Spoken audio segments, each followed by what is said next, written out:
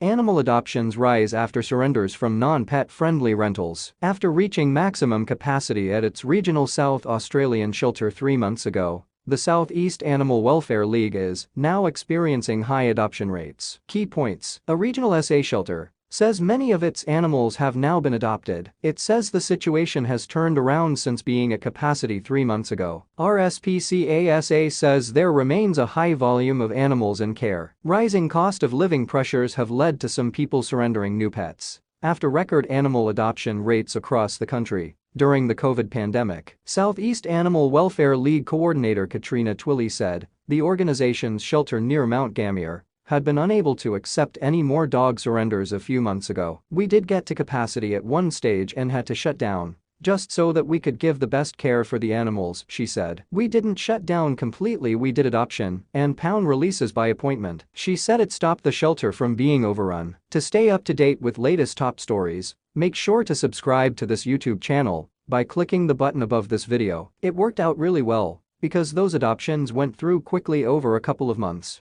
which got our numbers down, she said. Ms. Twilley said the shelter now only had a handful of cats and just one dog available for adoption. She said it was difficult to know exactly what caused the change. It could be multiple factors, but all I can say is, I was glad for whatever it was, she said. Volunteer effort. The organization has rehomed 76 dogs and 122 cats since the start of the year. Ms. Twilley said operating at capacity was very straining. We work on a volunteer basis, so you don't really want to put too much strain on your volunteers, she said. I'm very grateful that we're not at capacity all the time like some of the other shelters. Considerable increase in surrenders. RSPCA South Australia spokesperson Carolyn Jones said while adoption numbers were improving each year, there was still a high volume of animals in care. That's simply because of the large numbers of animals that are coming in every day, she said. Ms. Jones said there had been a considerable increase in the surrender rates over the past 2 years. We've had a 9% increase in the number of cats surrendered and a 35% increase in the number of dogs surrendered, she said. We've had a 90% increase in the other animals surrendered, and this is animals like rabbits, guinea pigs, even mice. Ms. Jones said one of the common reasons for surrenders